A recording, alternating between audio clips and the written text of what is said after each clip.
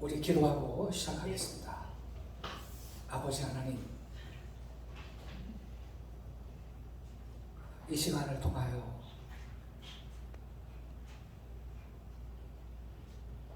저희들로 하여금 신학을 공부할 뿐만 아니라 성경을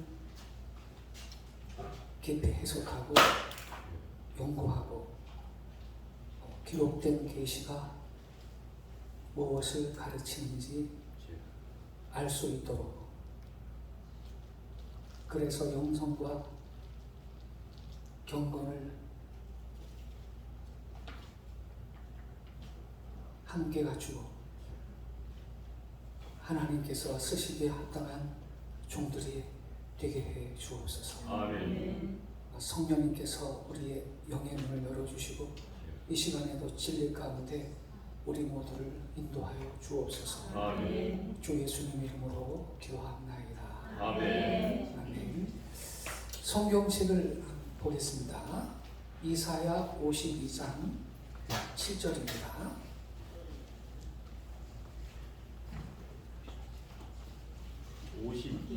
52장 7절. 이사야 52장 7절입니다. 같이 읽겠습니다. 시작. 좋은 소식을 전하며 평화를 공부하며 복된 좋은 소식을 가져오며 구원을 공부하며 시온을 향하여 이르기를 내 하나님이 통치하신다 하는 자의 상을 응답하니 어찌 그리 아름다운가. 자, 우리가 지난주에 이 7절 말씀 어떤 의미인지 공부했는데,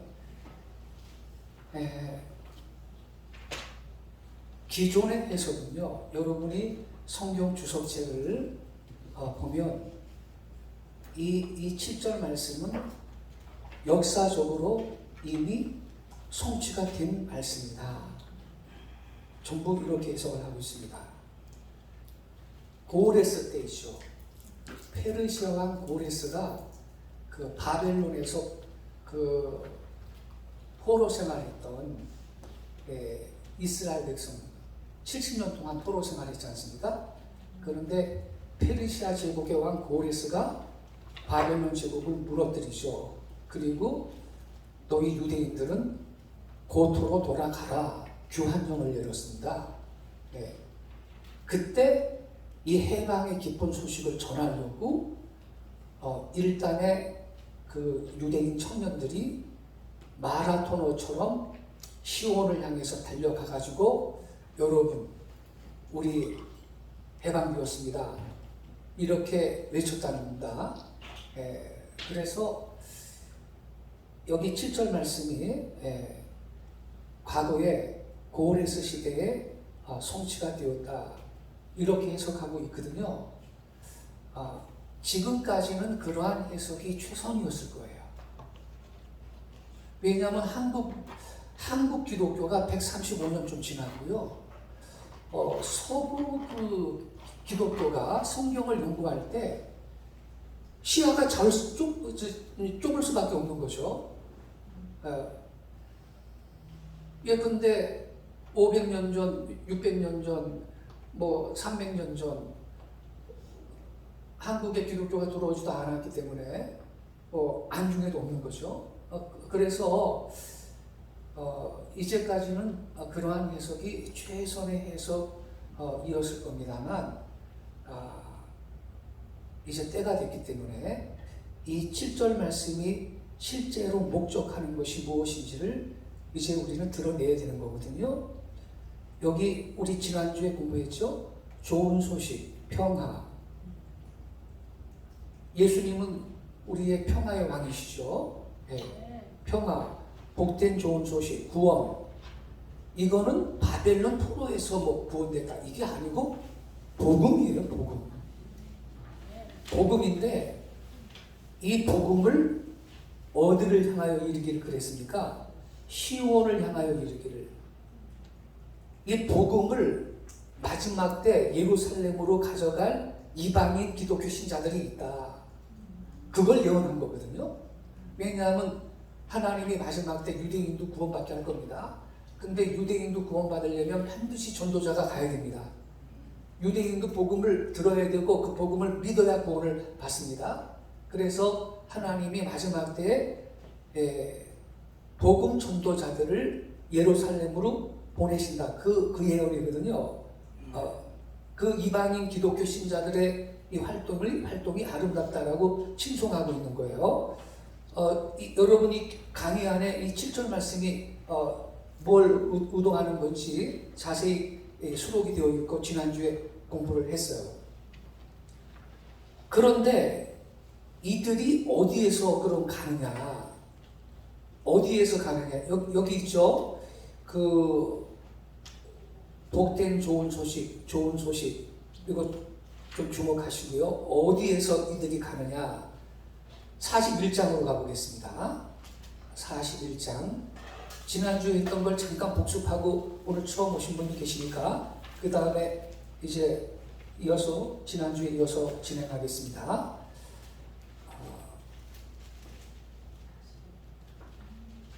자, 25절부터 27절까지인데 먼저 27절을 우리 같이 읽겠습니다.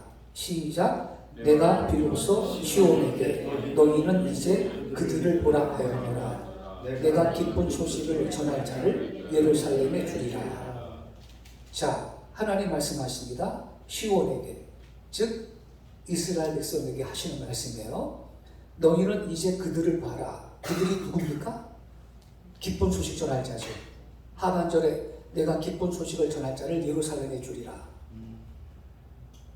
내가 복음 전할 자를 예루살렘으로 보내주겠다.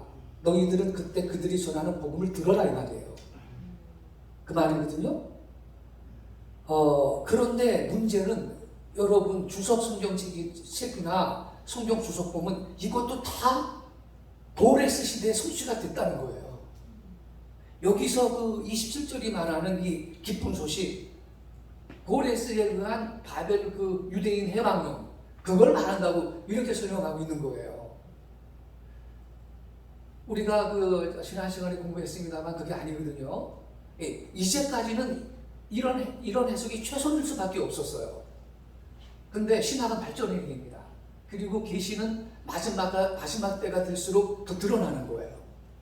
자, 그러면 이게 그거 아니거든요. 여기 그 기쁜 소식을 전할 자를 예루살렘에 주리라 했는데 이거 그 복음이거든요. 예. 그 아까 그 이사야 52장 7절에 그 좋은 소식하고 원어는 똑같은 메바셀인데 그 기쁜 소식이고 현대 히브리어에서도 그거 복음이에요.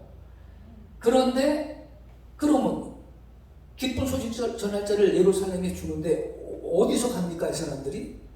25절을 같이 읽겠습니다. 시작. 내가 한 사람을 일으켜 북방에서 오게 하며 내 이름을 부르는 자를 해 돋는 곳에서 오게 하였다니. 어디서 온다고 그랬어요? 해 돋는 데서. 동방에서 가는 거거든요. 네. 근데 북방에서 오게 하며 이게 그래서 우리가 그 지난 시간에 이거를 좀 확인을 했는데 자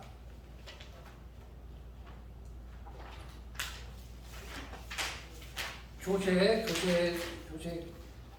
좀 보겠습니다.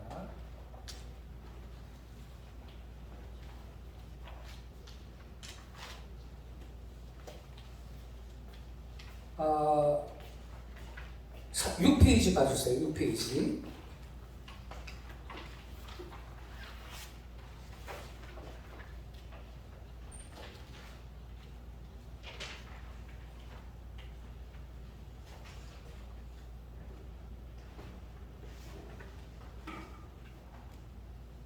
에, 6페이지에 그 가운데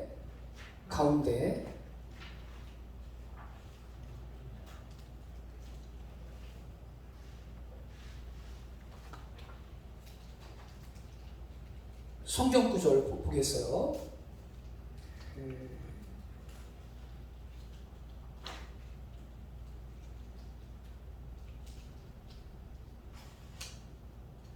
그는 해 돋는 곳에서 오리라. 거기 같이 읽겠습니다. 시작. 그는 해 돋는 곳에서 오리라. 그는 내 이름을 부를 것이며 내가 비로소 시온에게 너희는 이제 그들을 보라 하였노라. 내가 기쁜 소식을 전할 자를 예루살렘에 주리라. 요거거든요. 아까 우리 성경에서 읽은 거 밑에 설명문을 보겠어요. 한글 개역 성경은 25절 첫 부분이 내가 한 사람을 일으켜 북방에서 오게 하며 내 이름을 부르는 자를 해 돋는 곳에서 오게 하였나니로 번역되어 있지만 한 사람이라는 말은 원문에는 없고요. 단지 해 돋는 곳에서 온다는 동사를 3인칭 단수 남성을 받도록 사용하였을 뿐이므로 그를 반드시 사람으로 볼 필요는 없습니다. 그래서 영어 성경 킹제임스 버전은 한 사람이 아니고 그냥 원으로 번역해놨습니다. I have raised one from the nurse. 자, 그래서 이 하나는 사람이 꼭 한 사람이 아니고요. 예, 나라로 해석될 수 있어요. 한 나라. 이 단수로 썼거든요. 고의. 그러니까 여러 나라가 아니고 한 나라를 의미할 수 있어요. 나라라는 뜻의 고의도 히브리어에서 3인칭 단수 남성을 받기 때문이다. 그래서 25절을 원문대로 번역하면 내가 북방에서 일으키며 그는 해 돋는 곳에서 오리라. 그는 내 이름을 부를 것이며 이렇게 됩니다. 그 북방에서 오게 하는 게 아니고요. 원문은 북방에서 일으키며 해 돋는 곳에서 온다. 이게 그 원문이고 여기 영어 성경 킹제임스 버전은 제대로 번역했죠. I have raised one from the north. 그 북방에서 일으키는 거고 일으켰고 그는 오는 것은 해 돋는 곳에서 온다. 이렇게 영어 성경을 제대로 번역했는데 7페이지로 가요. 그러면 25절이 말하는 북방이란 어디냐? 하나님께서 쓰시는 자는 동방으로부터 온다. 그러나 주님은 북방으로부터 그를 일으킬 것이라고 말씀하신다. 그는 분명히 동방에서 예루살렘으로 기쁜 소식, 곧 복음을 가져갈 자다. 그런데 그가 북방에서 일으킴을 받는다. 북방과 동방 두 것이 엇갈리는데 이러한 병실을 어떻게 해석해야 하느냐?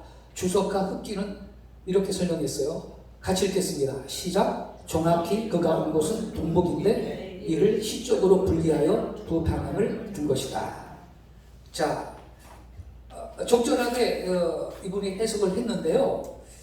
그러므로 이사야 41장 25절에 해 돋는 곳이란 마지막 때 이스라엘 백성이 구원을 받도록 예루살렘으로 복음을 전할 자들이 보냄받는 나라인데 이스라엘을 중심으로 해 돋는 곳, 즉 정동방이면서 조금은 북방에 해당하는 땅인데요.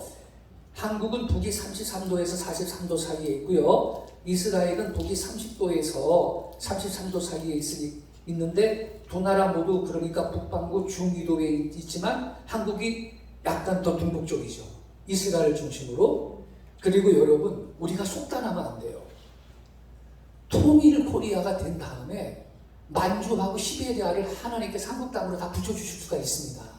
그거 예언하신 분들이 있어요. 물론 이게 직통계시기 때문에 기도하다가 하나님이 응답을 그렇게 환상으로 보여줬다는 건데 여러 사람이 그렇게 간증한 거 있거든요. 그러니까 학문에서 그거를 신학의 재료로 삼기는 어렵지만 그러나 여러분 우리가 속단할 필요 없어요. 그 통일이 되면요. 지금 현실적으로도 몽골하고 한국은 연방제 국가를 만들어야 된다라고 정치계에서 그 학계에서 논의가 진행 중에 있습니다.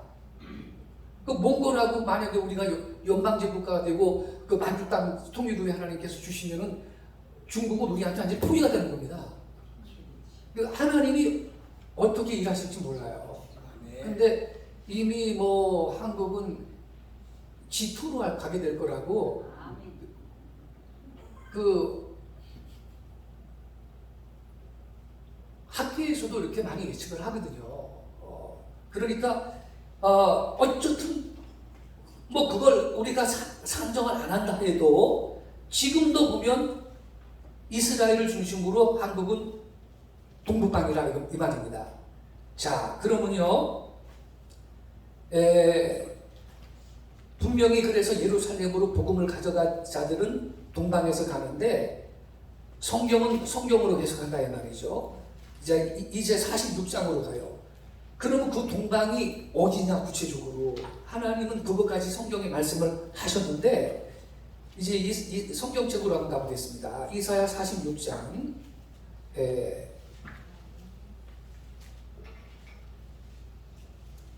13절을 보겠어요. 13절 다 같이 읽겠습니다. 시작. 내가 나의 공의를 가깝게 할 것인즉 그것이 멀지 아니하니 나의 구원이 지체하지 아니할 것이라. 내가 나의 영광인 이스라엘을 위하여 구원을 시온에 베풀리라. 자 보세요. 여기서도 13절에 하나님이 구원을 시온에 베푼다 그랬죠. 예. 그러면 그 구체적인 방법이 뭐였죠? 복음 전도자를 예루살렘으로 보내주시는 거예요. 근데 동방에서 간다고 아까 확인했어요. 동방에서. 근데 여기에는 더 구체적으로 예언이 되어 있는데 동방이지만 먼 나라 동방이라고 써 있어요. 11절을 읽어보겠습니다. 시작. 내가 동쪽에서 사나운 날짐승을 부르며 먼 나라에서 나의 뜻을 이룰 사람을 부를 것이라. 내가 말하였은즉 반드시 이룰 것이요 계획하였은즉 반드시 시행하리라. 그러면서 12절에 마음이 완악해서 의에서 멀리 떠난 너희요, 즉 마음이 완악해서 이스라엘이 예수님을 배척하고 있잖아요. 그들한테 이제 청종하라고 내가 구원을 시온에 베풀어 주겠다고 말씀이 이어지잖아요. 그런데 11절에 보면 동쪽에서 사나운 날짐승을 부르고 먼 나라에서 나의 뜻을 이룰 사람을 부를 것이라 그랬어요. 그러니까 이 예루살렘으로 이스라엘 백성을 구원하기 위해서 전도자들이 동방에서 간다 그랬는데 11절을 보면 동쪽에서도 먼 나라 동쪽이라는 걸 깨닫기 바래요. 그런데 문제는요, 이 11절 이하도요, 기존의 주석책을 보면 고랬을 때 다 이루어진 거라는 거예요. 그러니까 서구 신학자들은 그 이상으로는 해석을 할 수가 없어요. 그 한계예요, 한계. 그동안에 우리는 그냥 그런 거 공부했어요. 그런데 이제 참고하시고요. 우리가 시야를 좀 넓혀야 됩니다. 자, 그게 말이 안 되는 이유가 여러분 10절을 보세요. 같이 읽겠습니다. 시작. 내가 시초부터 종말을 알리며. 자, 보세요. 아예 종말을 시초부터 알린다고 먼저 전제를 했는데 왜 11절 이하의 말씀을 보냈을 때라고 말을 하느냐 이 말이에요. 되겠어요 그거? 그러니까 11절 이하는 보냈을 때가 아니고 종말의 때에 이루어질 계시라고 우리가 해석을 해야 타당하지. 그렇지 않습니까? 미리 10절에 내가 시초부터 종말을 알린다고 주님이 선포해놓고 11절을 이하를 말씀하셨는데, 그래서 여러분 우리는요, 그러면 이게 동쪽에서 사나운 날짐승을 부르는데 먼 나라에서 간다 그랬잖아요. 먼 나라. 그러면 이거를 우리 이제 어디로 가냐면요. 자, 13페이지 보겠습니다, 여러분. 13페이지. 교재에서 13페이지요.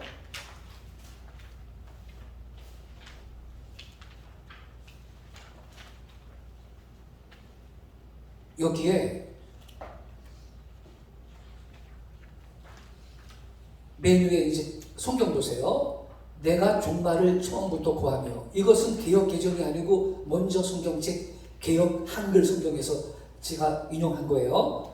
내가 종말을 처음부터 고하며 아직 이루지 아니한 일을 예적부터 보이고 이르기를 나의 모략이 설 것이니 내가 나의 모든 기뻐하는 것을 이루리라 하였노라. 내가 동방에서, 여기는 사나운 날짐승이 아니고 먼저 성경책엔 뭐라고 번역했어요? 독수리를 부르며 이렇게 돼 있어요. 근데 원어에는 이 에이트라는 단어인데 이거는 맹금을 의미하는 이 단어예요. 맹금. 그러니까 솔개도 될 수 있고 매도 될 수 있어요.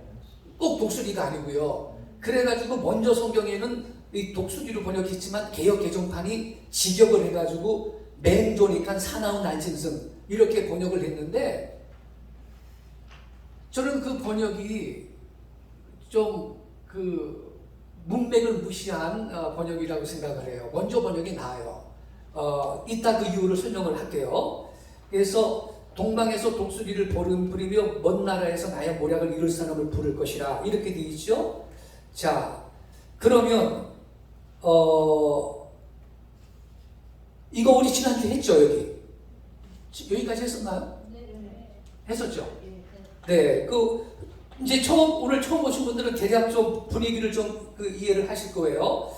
그런데 이 먼이라는 것을 설명하려고 그러니까 먼 나라, 저기 15페이지로 가보세요. 이제 복습 잠깐 하고 가겠습니다. 15페이지. 여기 각주 있죠? 밑에 성경에 쓰인 독수리의 히브리어는 뇌쉐루이다. 그러나 본절에 독수리로 번역한 히브리어는 아이트로서 맹금을 뜻하는 말이다. 그러므로 이 새는 매도 될 수 있고 올빼미도 솔개도 될 수 있다. 그러나 맹금을 대표하는 날짐승이 독수리이기 때문에 사나운 날짐승이라고 직역하는 것보다 독수리로 번역하는 것이 무난합니다. 그런데 먼 나라라 그랬단 말이죠. 먼 나라. 그런데 이거를 그래서 기존의 성경에서는 고레스의 때 이루어진 거다 다 그렇게 설명을 하는데, 그럼 고레스는 페르시아 임금이잖아요. 페르시아는 이스라엘에서 먼 나라가 아닙니다. 아주 가까운 나라입니다. 그러니까 페르시아를 하나님이 의도했다면 굳이 먼 나라라는 그 말을 쓸 이유가 없었어요.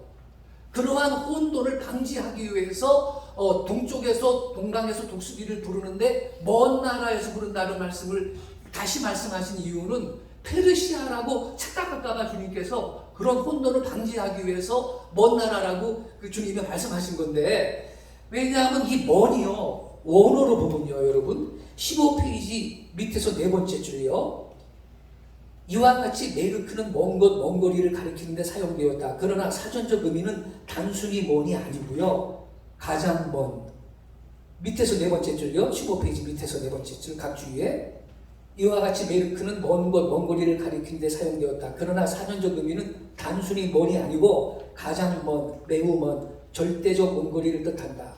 아래는 구약 히브리어 사전 브라운 드라이버 브릭스와 스트롬 컨코던스에서 스크립한 건데, 그 다음 페이지 보세요. 여기 보면요, 맨 위에 브라운 드라이브 스크립한 거 보면요, 디스턴스 프레이스라고 되어 있어. 그런데 절대적으로 에브솔루트, 절대적으로 먼 곳이다 이거예요. 그래가지고 밑에 스트롱 컨커넌스를 보면 그냥 먼이 아니고 very far country 이렇게 되어 있죠. 매우 먼 나라, 매우 먼 땅. very far요, very far, very far.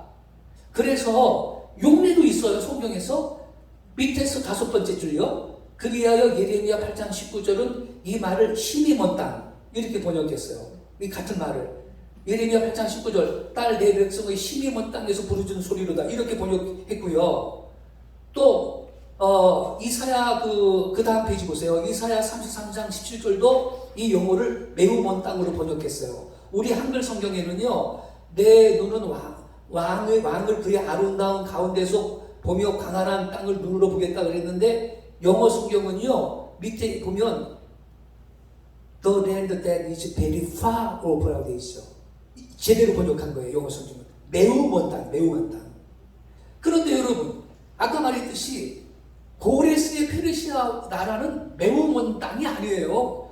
가장 가까운 땅이에요, 이스라엘하고 페르시아는요. 네. 그런 데다가 아까 제가 강조한 게 뭐였죠?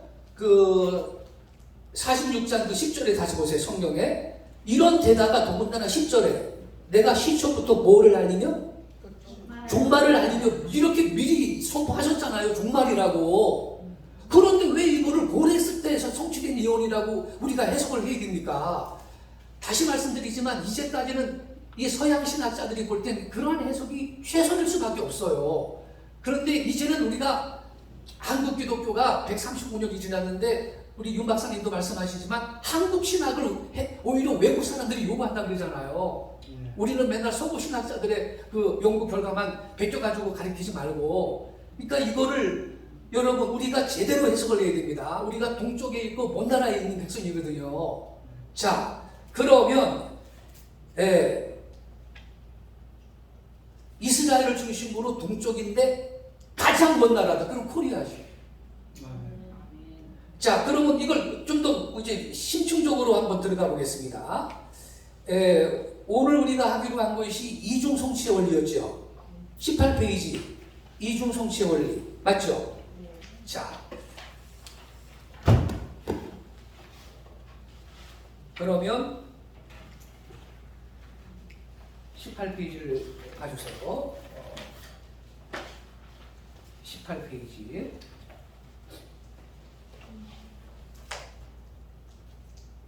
제가 읽겠습니다. 이중성취의 원리. 구약의 선지자들은 예언을 할 때 일반적으로 가까운 미래에 성취될 사건, 근접 성취라고 합니다. 그리고 멀리 성취될 종말의 사건, 원적 성취라고 합니다. 이걸 섞어서 예언했다. 서구 주석가들은 이러한 성경 예언의 패턴을 고려하지 못했다. 즉 예언 해석의 중요한 원리인 이중성취의 원리를 간과했다. 그들의 오해와 혼란은 바로 여기에서 비롯된 것이다. 종종 예언자들은 가까운 환상과 먼 환상을 동시에 가지고 있다라는 거예요. 그리하여 하나의 예언이요 하나 이상의 성취를 가질 수 있게 되는 겁니다. 그게 뭐냐? 첫째, 가까운 장래의 부분적인 성취. 성취는 성취지만 이건 부분적인 성취라는 걸 기억하고 계세요. 두 번째는 먼 미래의 완전하고 최종적인 성취. 여기에서 중요한 말은 완전하고 최종적인 성취예요. 먼 미래에 성취될 건요. 근데 서구 주석가들은 이 뭐라고 가까운 장래의 부분적인 성취를 그냥 완전한 성취로 지금까지 이해를 했던 거죠. 고레스가 아니고 마지막 때 동방의 먼 나라에 의해서 성취될 예언인데 우리가 그냥 서구 신학 서양 교회 우리가 가르쳐야 돼요. 자, 그럼 그 밑에 보세요. 따라서 하나의 예언은 서로 다른 측면이 성취되는 시점 사이에 상당한 시간적 간격이 있을 수 있다. 한 구절이 오랜 기간으로 분리된 두 개의 다른 사건에 대해 말할 수 있다는 것이다. 이 구절에서 그 두 사건은 명확한 시간 간격 없이요 하나의 그림으로 혼합이 되어버려요. 성경과 성경을 비교해야만 시간 차이가 드러납니다. 다시 말하면 성경 예언의 이중성취란 예언이 단기적이고 장기적으로 성취되는 이중적 상황이다. 예언이 선포되고 그 후에 비교적 오래지 않아서 첫 번째 성취가 이루어져요. 나중에 그 예언에 대한 두 번째 성취가 있으며 그 두 번째 성취는 되게 더 완전하고 더 문자적이에요. 이와 같이 가까운 성취와 먼 성취가 존재한다는 겁니다. 그 다음 페이지. 한편 구약의 많은 예언들은 가까운 성취를 보여주었다. 그러나 종종 먼 미래에 올 완전하고 철저한 성취는 보여주지 못했다. 아직까지 성취가 안 됐다 이 말이에요. 네. 이스라엘의 구원에 관한 이사야의 예언에도 이러한 패턴이 존재한다. 그러나 아직 교회는 이 중요한 계시를 놓치고 있다. 그러니까 서구 신학자들이 고레스 때 성취됐다라고 가르치는 걸 그대로 그냥 답습해서 가르치고 있는 상태예요. 성경의 예언은 일반적으로 단일 사건이 아니라 원래의 예언을 최종적으로 완성하는 일련의 사건으로 성취된다. 이러한 예언적 성취 패턴에 따라 예언의 말씀은 종종 이중으로 이루어지는 방식으로 전개된다라는 겁니다. dual fulfillment. 구속 역사의 전개 속에서 예언은 선지자의 가까운 미래뿐 아니라 먼 미래에 있을 보다 구체적이고 철저한 종말론적 성취를 포함하는 이중적 의미를 띈다. 하지만 가까운 미래, near view, 가까운 미래와 먼 미래, far view, 이 둘은 연대기를 무시한 채 함께 섞인 경우가 많아요. 선지자들이 그렇게 예언을 했어요. 섞어서 예언을 해버렸어요. 양자가 연대기적 구분 없이 혼합되어 있다. 즉, 두 사건이 시간 간격 없이 하나의 그림으로 섞여 있다는 것이다. 다음은 시간 간격의 계략적 도표입니다. 근접 성취와 원접 성취의 계략적 도표. 맨 왼쪽에 선지자가 있습니다. 선지자의 시각을 보세요. 앞산을 보세요. 앞산. 니어 풀필먼트. 그리고 뒷산을 보세요. 원접 성취, 파 풀필먼트. 근데 뒷산은 종말이거든요. The day of the Lord. 종말의 때인데, 그런데 선지자가 이 두 산을 볼 때에 앞산과 뒷산 사이에 시간적인 갭이 있는 것이 눈에는 안 띄는 거야. 그래가지고 선지자는 앞산과 뒷산을 그냥 섞어서 예언을 해버린 거예요. 정리되셨죠, 여러분? 밑에서 네 번째 줄로 가요. 구약의 예언들을 읽어보면 선지자들이 주님의 초림과 재림을 한 호흡으로 말하고 있음을 발견하게 된다.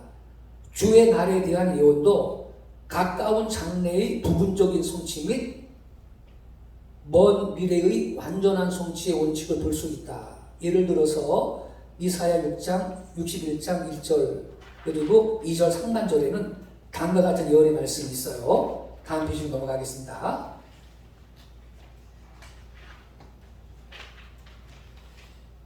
우리 성경을 같이 읽겠습니다. 시작. 주 여호와의 영이 내게 내리셨으니 이는 여호와께서 내게 기름을 부으사 가난한 자에게 아름다운 소식을 전하게 하려 하십니다. 나를 보내사 마음이 상한 자를 고치며 포로된 자에게 자유를, 갇힌 자에게 노임을 선포하며 여호와의 은혜의 해와 우리 하나님의 보복의 날을 선포하여 모든 슬픈 자를 위로하되. 근데 여러분, 요 이사야서의 예언을 침례를 받은 다음에 예수님이 인용을 했거든요. 세례를 받으신 후 예수님은 나사렛에 있는 유대인 회당에서 이사야 61장 1절하고 2절 상반절만 인용을 딱 해요. 저기 보세요, 여러분. 여기 그 교재에 2절 2a라고 써놨죠. 갇힌 자에게 노움을 선포하며 다음에 여호와의 은혜에 여기가 2a라고 써놨죠. 2절 상반절이에요. 2절 2b, 2절 하반절은 뭐예요? 우리 하나님의 무슨 날? 보복의 날을 선포한다. 이렇게 돼 있잖아요. 그럼 여러분, 예수님이 초림하셨을 때 보복하셨습니까? 이거는 재림 때 일이거든요. 그러니까 예수님이 세례받고 나서 요 이사야 61장을 이 1절 이하를 인용을 하는데 어디까지만 인용을 하고 딱 끝이냐면 2절 상반절 여호와의 은혜에 여기까지만 딱 인용하고 끝쳐버리는 거예요. 보세요. 그래서 누가복음 4장 18절을 보세요. 저랑 한 절씩 교독하겠습니다. 제가 18절 먼저 읽을게요. 주의 성령이 내게 임하셨으니 이는 가난한 자에게 복음을 전하게 하시려고 내게 기름을 부으시고 나를 보내사 포로된 자에게 자유를, 눈먼 자에게 다시 보게 함을 전파하며 눌린 자를 자유롭게 하고. 그 다음에 20절에 책을 어떻게 했어요? 덮었대. 아니 왜? 주님 뭐 빼먹었죠? 여러분. 주의 은혜의 해를 전파하게 하려 하십니다. 그리고 책을 딱 덮어버려요. 근데 이사야서에는 여호와의 은혜의 해와 다음에 뭐가 있어요? 우리 하나님의 보복의 날을 선포하리로다. 요 하반절을 재림할 때 일어날 일이거든. 정리되셨죠, 여러분? 그러니까 주님은 그걸 알고 계시는 거예요. 이사야는 그냥 한꺼번에 예언을 해서 섞어를 초림 때와 재림 때를 이사야는 한꺼번에 섞어서 예언을 했는데 예수님은 그 갭이 있다는 걸 아셨던 거죠. 그래서 여기 보면 20절에 있잖아요. 교재 보세요. 은혜의 해를 전파하게 하심이라 하였다라. 그리고 20절에 책을 덮어 그 맡은 자에게 주시고 앉으시니 회당에 있는 자들이 다 주목하여 보더라. 이에 예수께서 그들에게 말씀하시되, 그 다음 말이 중요해요. 이 글이 오늘 너희 귀에 어떻게 했다? 응하였느니라. 만약에 보복의 날을 선포하여 여기까지 예수님이 읽어버렸으면 이 글이 응했다라고 말할 수 있어요, 없어요? 없는 거예요. 그건 재림 때 있을 일인데.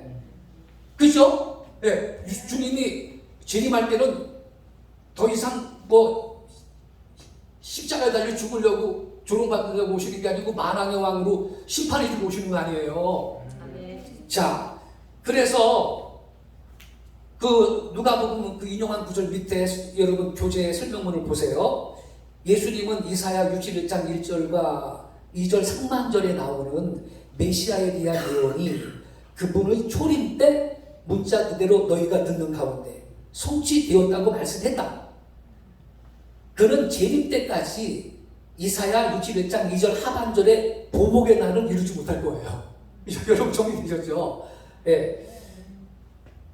그분의 첫 번째 오심은 주로 구속자이자 구주로서 이루어졌지만 그분의 재림은 주로 의로운 심판자로서 이루어질 것이다. 따라서 이사야 61장 2절은 적어도 한 절이지만 몇 년 간격이 있다는 거예요. 2000년 간격으로 떨어져 있는 내용인 거예요. 그런데 이사야는 그거를 같이 본 거예요. 첫 번째 골짜기하고 두 번째 골짜기가 겹쳐 있어. 여기서 볼 때는. 근데 가까이 가면 어머나 첫 번째 골짜기하고 두 번째 골짜기에 큰 거리가 있구나. 첫 번째 골짜기에 가봐야 아는 거거든요. 자, 그래서 밑에서 여섯 번째 줄 보겠어요. 스가랴 9장에서 선지자 스가랴는요 9절과 10절 사이에 시간적 간격에 대한 해석을 요구하는 예언을 기록했어요. 제가 읽을게요. 시온에 따라 크게 기뻐할지어다. 예루살렘에 따라 즐거이 부를지어다. 보라, 내 왕이 내게 임하시나니 그는 공의로우시며 구원을 베푸시며 겸손하여서 나귀를 타시나니 나귀의 작은 거 곧 나귀 새끼니라. 이거 초림 때 이루어졌죠. 예수님이 새끼 나귀 타고 예루살렘에 입성하셨잖아요. 그죠? 그런데 10절 보세요. 10절도 초림 때인가 한번 따져보세요. 10절도 한번 따져보세요. 같이 읽겠습니다. 10절 시작. 내가 에브라임의 병과 예루살렘의 말을 끊겠고 전쟁하는 활도 끊으리니 그가 이방 사람에게 화평을 전할 것이며 그의 통치는 바다에서 바다까지 이르고 유브라나 강에서 땅끝까지 이르리라. 그 다음 페이지 봐요. 그래서 이것은 근데 그 다음 페이지 봐요. 스가랴 9장 9절은요 마태복음에 부분적으로 인용됐는데 예수님께서 종료주일에 예루살렘에 들어갈 때 소치됐다. 마태복음 24장 4절 21장 4절 같이 읽겠습니다. 시작. 이는 선지자를 통하여 하신 말씀을 이루려 하시니라. 일러스되 시온의 딸에게 이르기를 내 왕이 내게 임하나니 그는 겸손하여 나귀 곧 멍에 매는 짐승의 새끼를 탔도다 하라 하였느니라. 초림 때 이루어졌는데 하지만 밑에 봐요. 스가랴 9장 10절은 언제요? 재림 때 만왕의 왕이 평화를 세우시고 바다에서 바다로 강에서 땅끝까지 통치하실 미래를 언급한 거예요. 그러니까 이것도요 9절과 10절 사이에 적어도 몇 년이요? 2000년 이상의 시간 간격이 존재하는 거예요. 이사야 9장 6절부터 7절 역시 6절과 7절 사이에 시간적 간격이 있음을 보여준다. 자, 이사야 9장 6절하고 7절 상반절 우리 같이 읽겠습니다. 시작. 이는 한 아기가 우리에게 낳고 한 아들을 우리에게 주신 바 되었는데 그의 어깨에는 정사를 메었고 그의 이름은 기묘자라 모사라 전능하신 하나님이라 영존하시는 아버지라 평강의 왕이라 할 것입니다. 그리고 7절은 시간 간격이 있는 거예요. 보세요. 7절로 가세요. 시작. 그 정사와 평강의 더함이 무궁하며 또 다윗의 왕자와 그의 나라에 군림하여 그 나라를 굳게 세우고 지금 이후로 영원히 정의와 공의로 그것을 보존할 것이라. 만군의 여호와의 열심히 이를 이루시리라. 할렐루야. 무슨 주님이 지금 군림하고 계세요? 아니잖아요. 네. 자, 그래서 여기 그 그림을 보세요. 지금 받으신 분들은 여기 사진이 칼라로 돼 있죠? 지금 금방 받으신 분들은. 이거는 죄송해요. 이게 우리 모임에서 이거를 좀 세미나 때 사용하려고 별도로 만들어 놓은 건데 마침 여기 교재가 떨어져서 이걸 갖고 왔는데, 여기 그림을 보세요. 듀얼 풀필먼트라고 돼 있죠. 근데 여기 오른쪽에 선지자가 지금 산을 쳐다보고 있잖아요. 근데 첫 번째 봉우리하고 두 번째 봉우리 사이에 봉우리는 갭이 있죠. 갭이 있지만 선지자가 볼 때는 이거를 선지자의 예언적인 시각이라 그래요. 프로페틱 퍼스펙티브. 선지자가 이렇게 볼 때는 계곡에 보여요, 안 보여요? 계곡에 안 보이거든. 가까이 가야만 보이지. 그러니까 섞어서 예언을 해버린 거야, 그냥. 초림 때와 지립 때 사건을 섞어서 예언을 해버린 거예요. 자, 그래서 또 있다니까요, 여러분. 그림 밑에서 5번째 줄 보세요. 예수님의 예언 또한 주 70년의 예루살렘 파괴와 세상 끝의 심판날에 대한 언급이 서로 중복되어 있다. 예수님이 마지막 때에 대해 가르치실 때 제자들은 다음과 같이 질문했다. 같이 읽겠습니다. 시작. 그들이 물어 이르되 선생님이여 그러면 어느 때 이런 일이 있겠사오며 이런 일이 일어나려 할 때 무슨 징조가 있사오리까? 예수님이 성전을 가리켜서 이 성전 돌 하나도 돌 위에 천 놓이지 않고 다 무너질 거야 그랬거든요. 그러니까 제자들이 생각할 때는 하나님의 성전이 그렇게 무너지다니, 그렇다면 그건 아마 세상 끝일 거야 이렇게 생각을 하고 그 다음날 예수님한테 와서 질문한 거예요. 주여 어느 때 이런 일이 있겠사오며 또 주님이 다시 오실 때는 어떤 일이 있겠습니까? 이렇게 질문을 한 거예요. 그래서 예수님이 이제 대답을 하는데 그 다음 페이지 보세요. 그 다음 페이지. 예수님은 다음과 같은 경고를 포함한 긴 설교로 대답하셨다. 너희가 예루살렘이 군대들에게 에워싸이는 것을 보거든 그 멸망이 가까운 줄 알라. 그때 유대에 있는 자들은 산으로 도망갈 것이며 성내에 있는 자들은 나갈 것이며 촌에 있는 자들은 그리로 들어가지 말지어다. 이 예언은 로마 군대가 예루살렘을 무너뜨린 AD 70년에 완전히 성취가 되었습니다.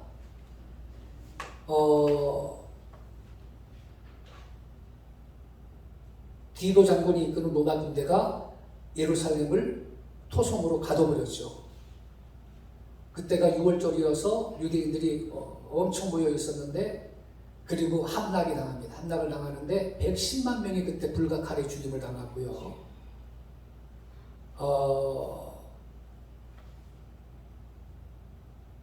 주님 예언대로 돌 하나도 돌 위에 촌 놓이지 않고 다 무너지고 말았습니다. 성전 건물이. 누가 돌 사이에 금이 있다라고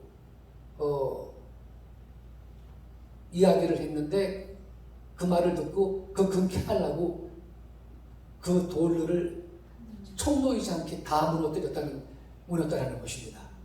예수님의 예언대로.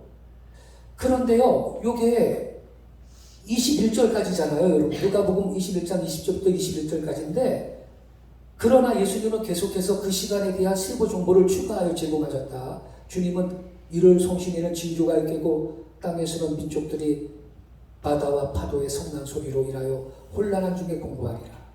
사람들이 세상에 임할 일을 생각하고 무서워함으로 기절하리니 이런 하늘의 권능들이 흔들리겠습니다. 그때 사람들이 인자가 구름을 타고 능력과 큰 영광으로 오는 것을 보리라. 재림하실 때의 모습이 또 이어집니다. 예언이. 이러한 부가적인 말씀을 통해 이 예언의 궁극적인 성취가 아직 오지 않았음이 분명해지는 거죠.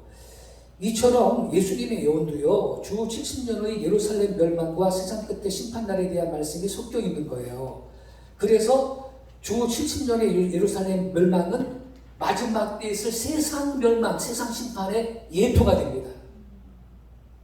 네. 이것을 예언적 원근법이라고 한다. 앞서 지적했듯이 이스라엘의 구원에 관한 이사야의 예언에도 이러한 패턴이 있음을 유념해야 하는데 서구 신학자들은 그동안 이런 안목이 없어요. 그래서 전부 고랬을 때 다 성취된 거라고 이렇게 주석색에 써놨고 우리는 그걸 그대로 그냥 베껴서 우리는 가르쳐 왔던 거예요. 아니거든. 동방이 먼 나라거든요. 자, 그러면 그 다음 교재를 보세요. 그 다음에 예언의 많은 부분은 예언하는 때로부터 가까운 때의 사건을 1차적으로 다룬다. 그러나 하나님은 모든 역사의 주인이시므로 이 예언이 나중에 가서 종국적인 성취를 이루도록 계획하신다. 그러므로 1차적인 성취는 아까 제가 잠깐 말씀드렸죠. 나중에 완성될 예언의 뭐가 돼요? 그림자고 모형이 되고 예표가 되는 거예요. 네. 자, 그래서 그 다음 그 예는 여러분이 직접 좀 읽어보시고요. 그림을 한번 보세요. 네. 이것을 그 선지자의 예언적인 시각이라고 하는 건데요. 왼쪽에 선지자가 있는데 지금 삼봉우리를 보고 있습니다. 첫 번째 삼봉우리는 근접성취라 그래. 근접성취. 리어 풀필먼트.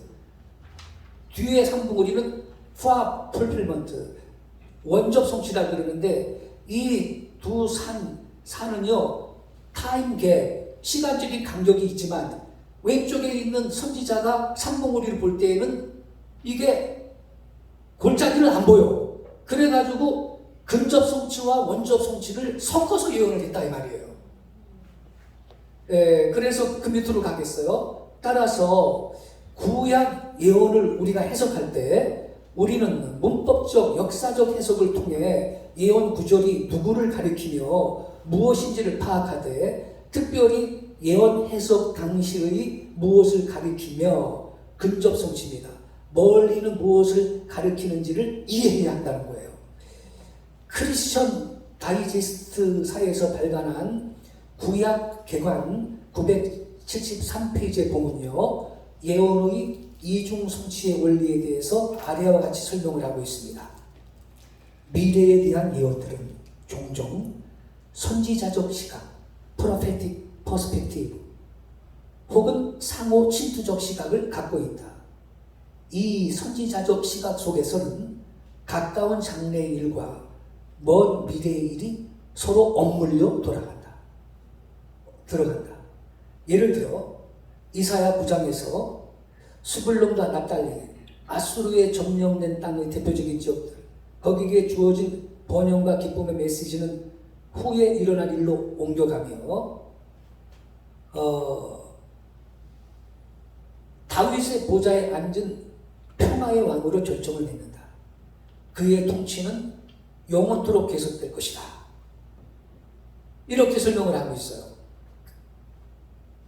선지자적 시각 속에서는 가까운 장래의 일과 먼 미래의 일이 서로 엇물려서 들어간다. 그러면서 여기 한 가지 예를 소개하고 있지만 우리는 지금 이미 교재에서 몇 가지 예를 이미 다 봤어요. 자, 밑에서 세 번째 줄로 갈게요. 이사야의 예언도 이런 식으로 이해되어야 한다. 이사야 41장은 이중의 성취를 가진다.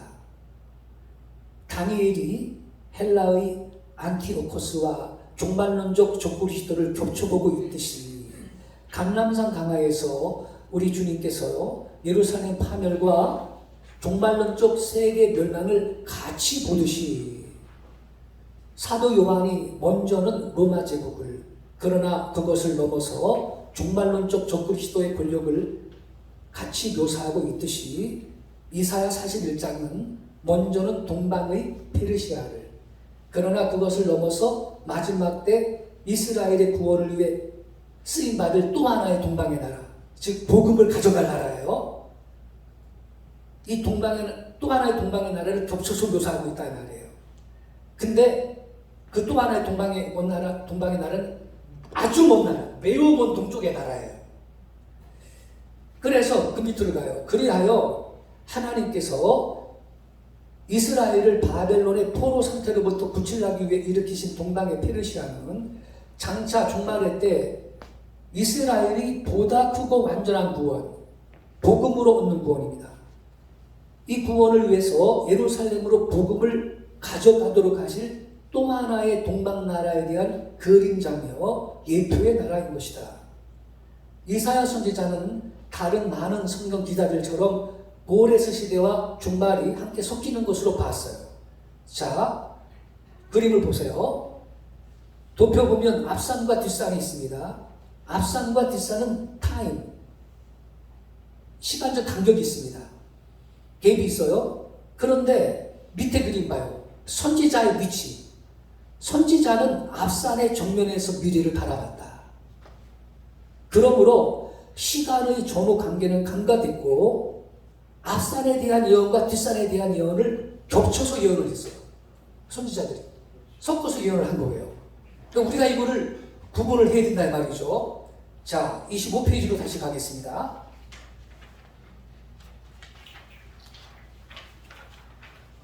25페이지.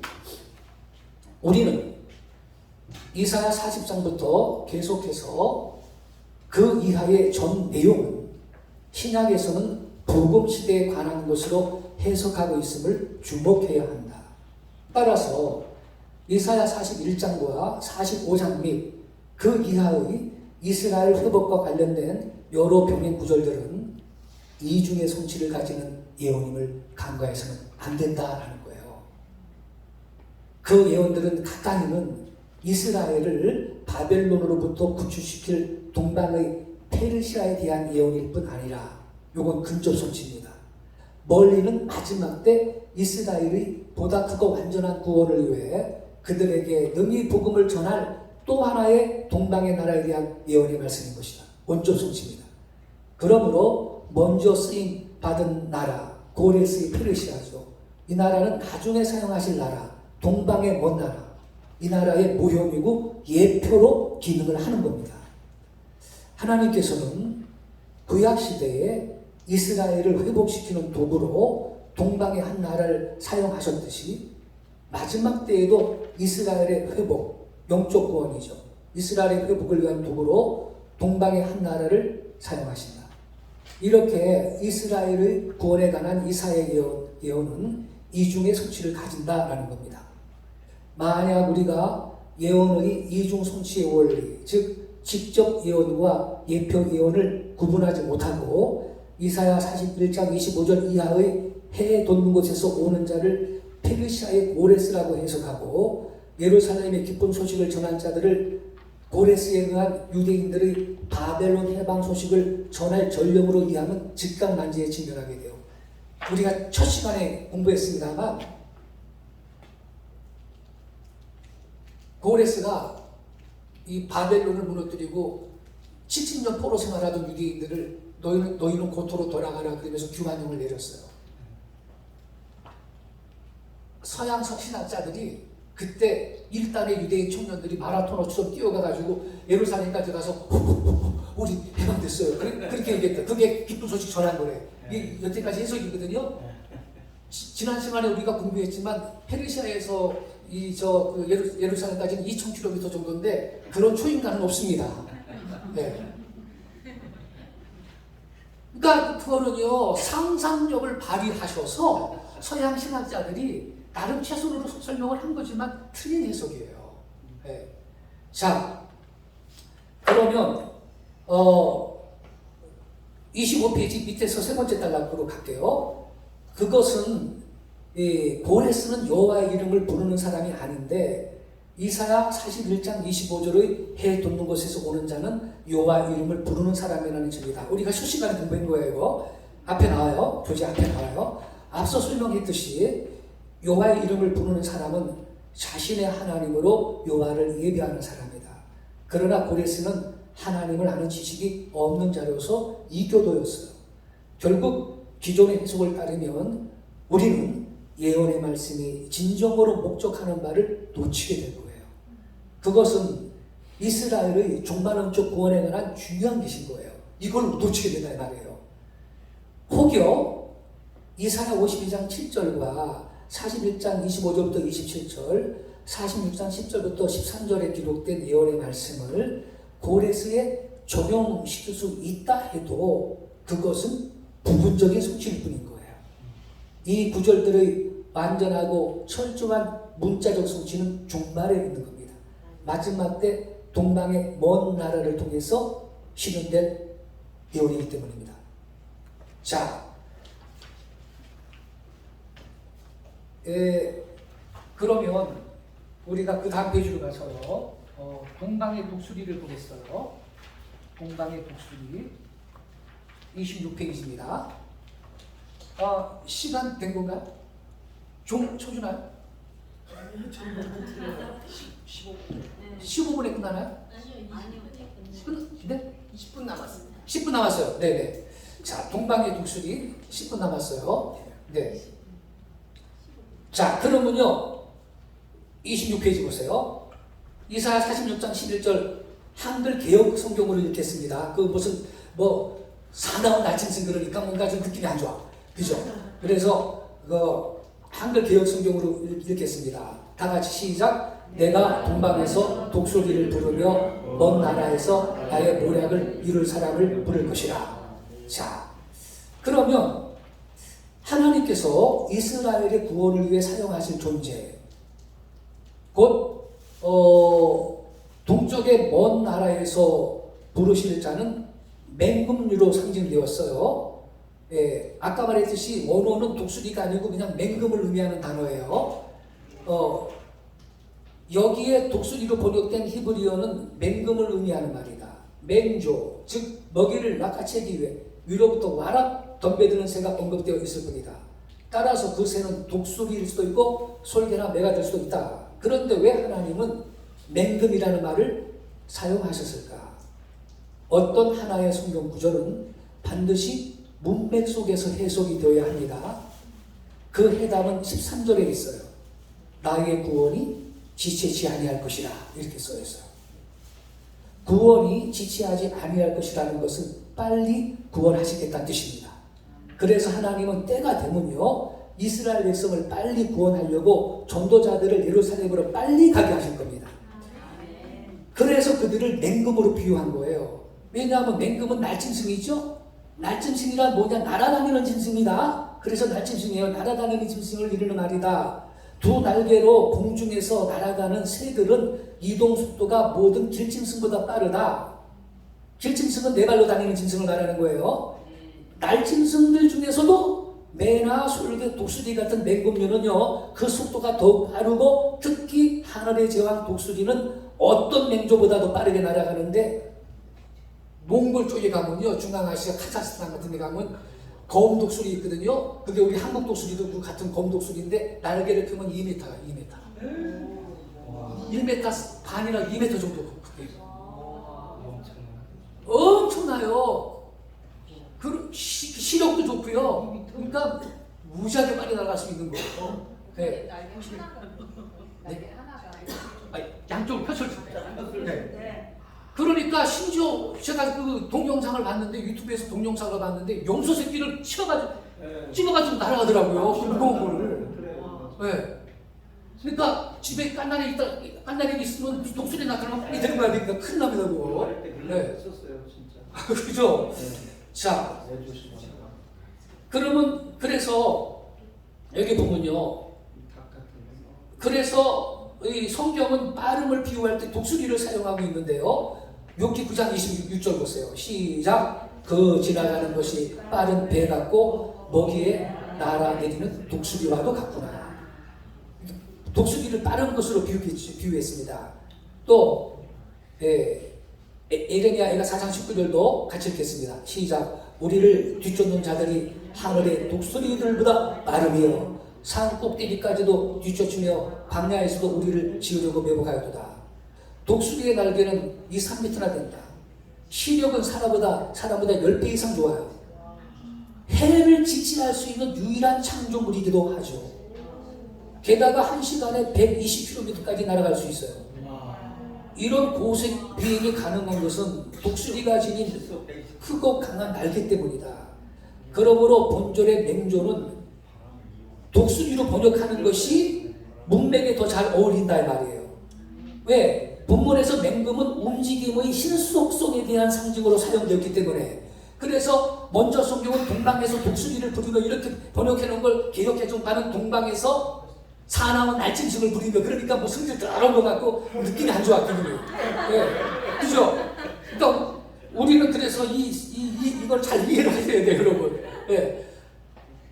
아, 동쪽에서 복음 가져가는 사람들이 성질 더러워요? 좋아요. 그러니까 문맥을 보면서 번역을 해야 되는데. 그런 사람을 고쳐서 쓰시는 거지. 아, 그런가요? 아, 참. 그러면 이제 7페이지로 가보겠습니다. 27페이지. 본문의 핵심 내용은 하나님께서 때가 되면 이스라엘 백성을 빨리 구원하시기 위해서 시온으로 복음 전도자들을 빨리 보내주실 것이라는 예언이다. 그러므로 문맥의 흐름상 독수리로 번역해야 좋은 번역이 된다 이 말이죠. 더욱이 독수리는 맹금을 대표하는 새가 아니냐. 하나님은 합당한 때를 지키신다. 그는 때가 참에 그의 아들을 보내셨다. 그죠? 그러므로 때가 차면 서둘러서 이스라엘 백성을 구원하실 거예요. 그때 하나님은 예루살렘에 복음을 전할 자들을 독수리처럼 빠르게 동방의 먼 나라에서 이스라엘로 달려가게 하실 거예요. 이사야 52장 7절은 바로 그걸 예언한 겁니다. 우리 다시 한번 읽어보겠습니다. 밑에 시작. 좋은 소식을 전하며 평화를 공포하며 복된 좋은 소식을 가져오며 구원을 공포하며 시온을 향하여 이르기를 내 하나님이 통치하신다 하는 자의 산을 보는 말이 어찌 그리 아름다운가. 이거요 여러분 아직 성취가 안 된 내용이에요. 나중에 동방의 먼 나라에 의해서 성취될 내용인 거예요. 밑에 설명만 봐요. 그들은 마치 맹조가 먹이를 낚아채려고 위로부터 와락 잽싸게 덤벼들듯이 아주 신속하게 예루살렘으로 복음을 가져갈 거예요. 복음의 메시지는 바울이 로마서 13, 15절에서 지적하듯이 빨리 전달되어야 한다. 그런데 우리 한국인은 빨리빨리의 민족이다. 이것은 현재 전 세계가 인정하고 있다. 묘하게도 한국은 국제선화 국가번호까지도 빨리다. 빨리를 눌러야지 돼. 해외선화 하려면. 이 국제전화 이거 번호 만드는 기관에서 우리 한국 사람 손질 빠른 걸 어떻게 알았나 몰라. 내용이 들으니까 네.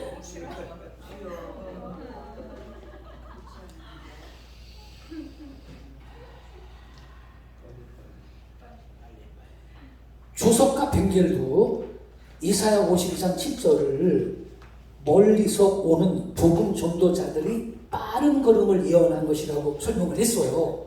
그러니까 여러분 제가 지금 주관적인 말을 하는 게 아니라니까요. 이렇게 학자들의 그 권위 있는 학자들의 견해를 제가 확인했다니까. 자 28페이지로 가봐요.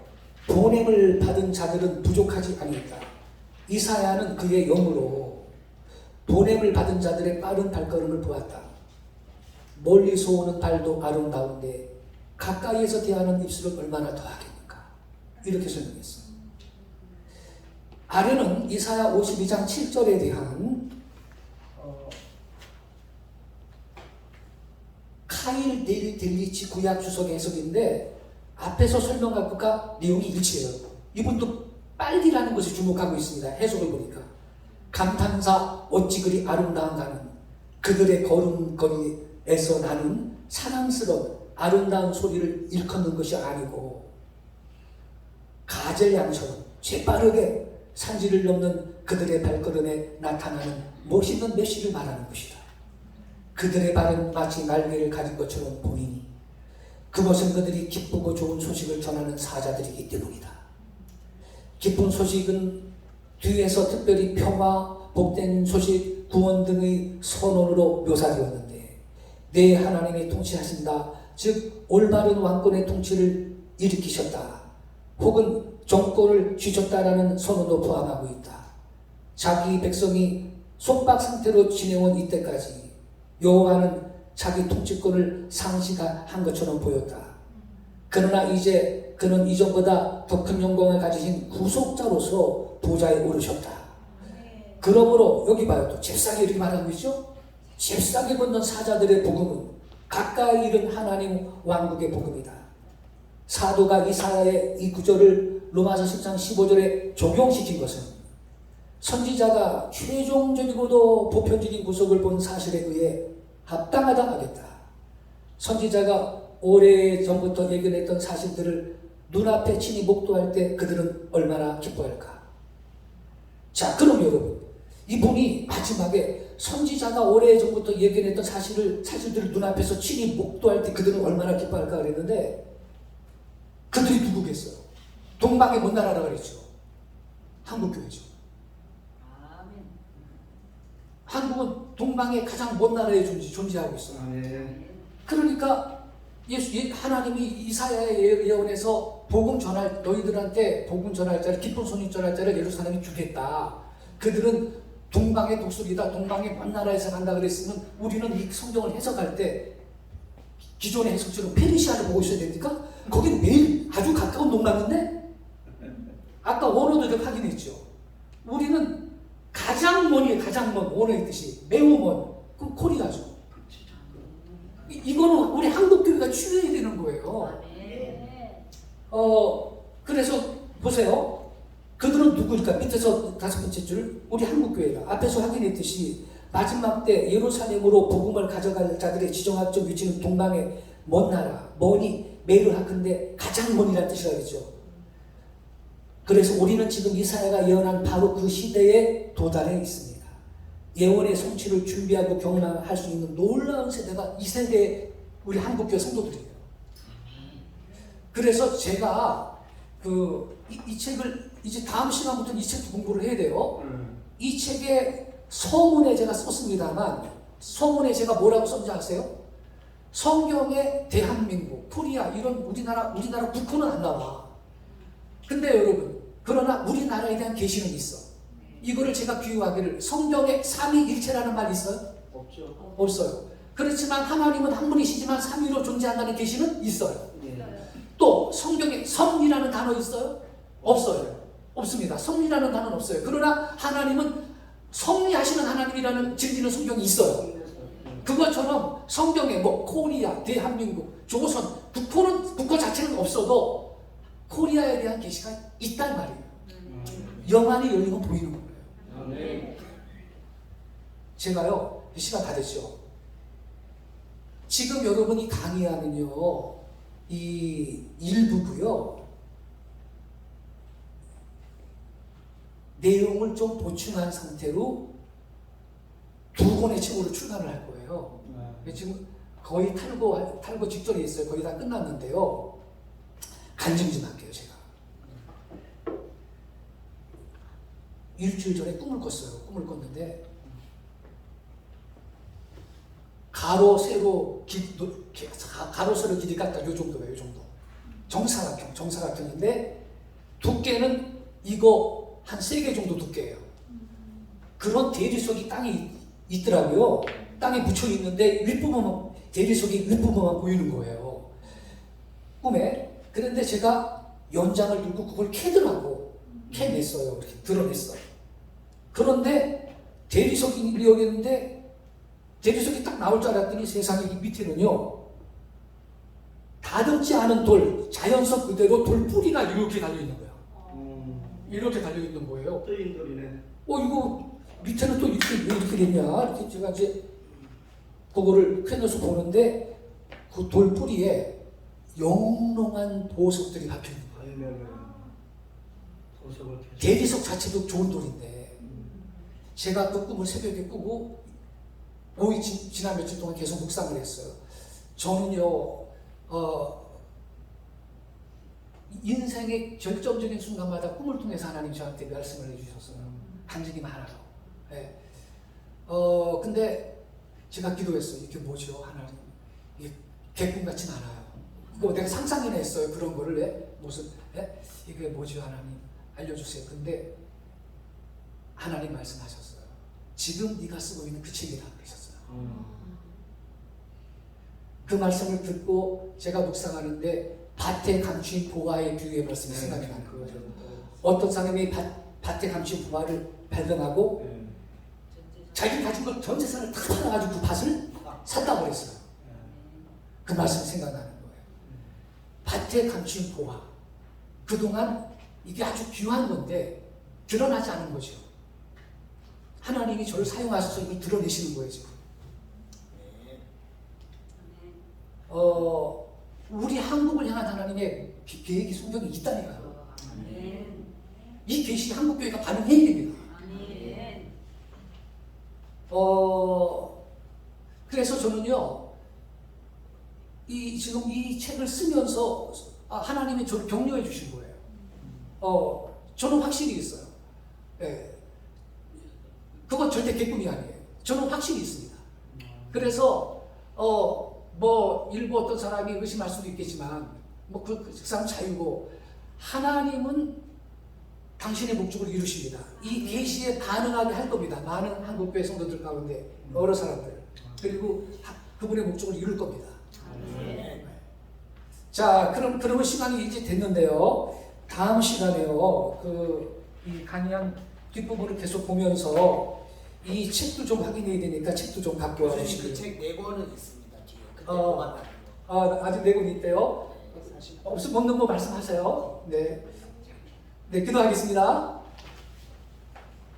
아버지 하나님, 우리의 신학이 발전하게 해주시고, 우리에게 그 하나님을 아는 지식이 날마다 더 증가하게 해주시고, 또 우리에게 지혜와 계시의 영을 가득하게 채워주시어서, 밭에 감춘 보화처럼 사장되어 있던 진리, 그러한 계시들을 우리가 이 시대에 알게 해주시고, 하나님의 목적을 이루는데 쓰임받는 종들이 되게 하여 주시옵소서. 거룩하신 예수님 이름으로 기도하옵나이다. 아멘. 수고하셨습니다. 두 가지만 질문해도 됩니까? 네. 네? 네. 책값 주실 분들은 주시고 만약 이 보시기만 이사야 하면 만나주세요. 40장 32절 보면 네. 여호와를 앙망하는 자는 새 힘을 얻으리니 독수리 날개 치며 올라갔다 그랬잖아요. 네. 근데 그게 새 힘을 얻어가지고 독수리가 참새같이 날개짓을 하는 게 아니라 그 상승 기류를 타고 영어로 마운트아 소어 이렇게 솟아오르듯이 오르는 거니까 그냥 이 독수리의 자력의 날개짓에 힘을 갖고 하는 게 아니라 그 새 힘을 받아서 어떤 그 상승 기류로 올라가는 그러한 어떤 날개짓이 아니냐 하는 거. 그리고 또 하나는 우리 서양에 보면은 로마도 그렇고 상징물이 미국도 그렇고 독수리를 쓰잖아요. 네. 그리고 이 로마에 보면 그 귀족들 문장을 보면 뭐 쌍두 그렇고 머리가 2개 독수리도 있고 여러 가지 그런 걸 쓰는데 그게 여기 나오는 그 성경의 그 독수리하고 관련지어서 그렇게 그걸 쓰는지. 로마 같은 나라가 기독교를 맨 처음에 박해했던 이교니까 성경과도 관련 지은 것보다도 어떤 그 용맹함이나 그 하늘의 제왕이라는 그런 어떤 개념에서 취했다고. 그러니까 여기 나오는 독수리 거기서 쓰는 서양에서 문장에 쓰는 그 상징이 성경 여기서 나오는 독수리 그 개념하고는 다르다. 네, 그렇게 보고 싶은데요. 예. 감사합니다. 예. 감사합니다. 그 우리가 아니라 감독님 보시죠. 그 교재가 우리 전에 그 교재인가? 아니 그 교재 같은 거예요 이거. 같은 거예요. 아니. 우리는 아니라 민족? 이거는 책? 사실 네. 네. 저 그거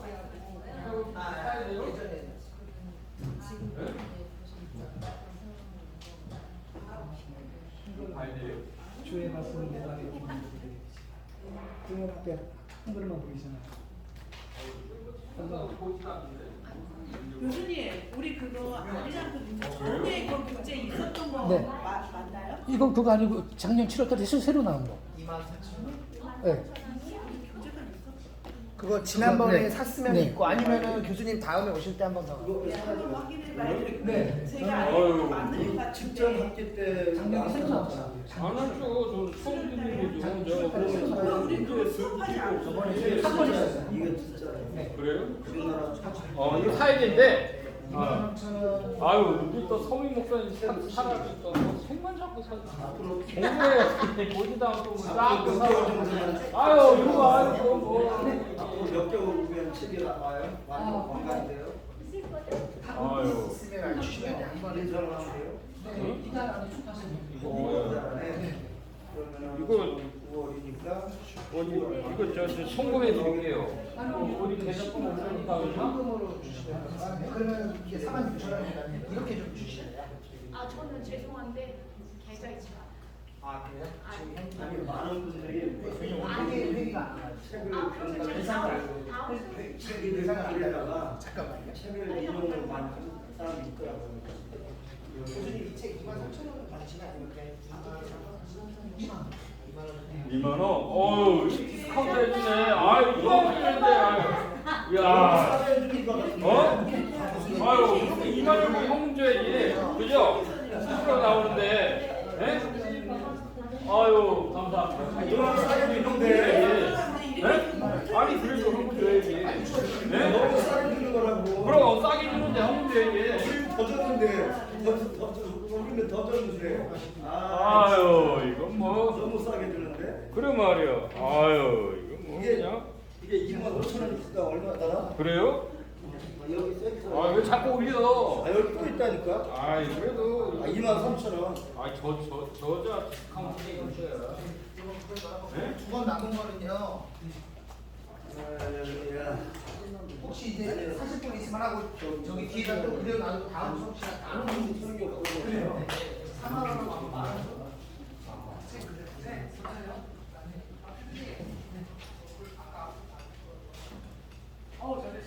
아유, 뭐. 한 시간만 하면 근데 됩니까? 네? 한 시간? 6시 반에 끝나요. 네, 한 시간. 여기 저 단지였는데. 네. 아유.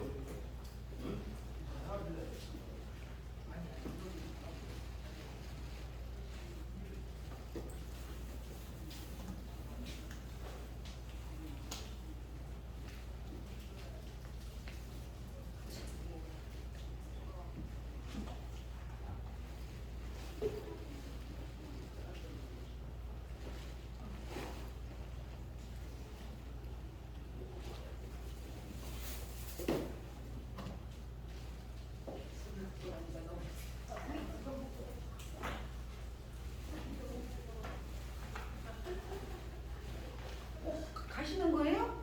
아니요. 아니 저 허브 지금 깨 누가 깼네. 그래서 심으려고 아무리 학원을 찾아도 필요 학원이 없네. 네. 이거 입양 신경 쓰실까 봐.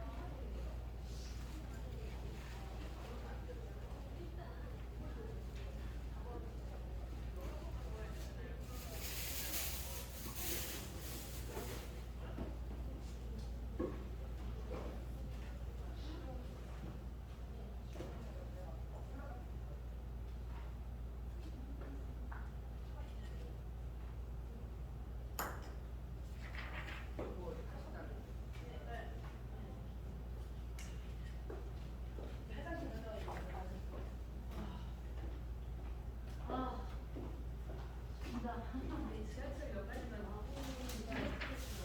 네, 이따가 뭐 차순 있으니까요. 여기를 이렇게 해놓으니까 이 몸이 틀어 이렇게 틀어야 되니까 되게 불편하네요. 허리 끌고 앉아서 이렇게 해놨잖아요 지금. 그러니까 전에는 반대편 이렇게 앉아 있는데 오늘은 이렇게 돼 있으니까 여기 하려니까 이렇게 몸을 틀어서 있어니까 힘들어. 그럴 때는 누워서 해요. 이러면서 그럼 누워서. 아유. 편안하게. 얼마나 좋아. 편안한 공부자. 대한민국 문제예요? 어. 대한민국 문제예요? 오. 밥 먹을 때 이렇게 누워서 드셨다는 날? 누워서? 식사할 때? 아니요. 몰라요. 누워서. 선생님 그런 건가? 누워서 이렇게 드셨나? 그걸 누워서. 뿌리가 냄새나. 그거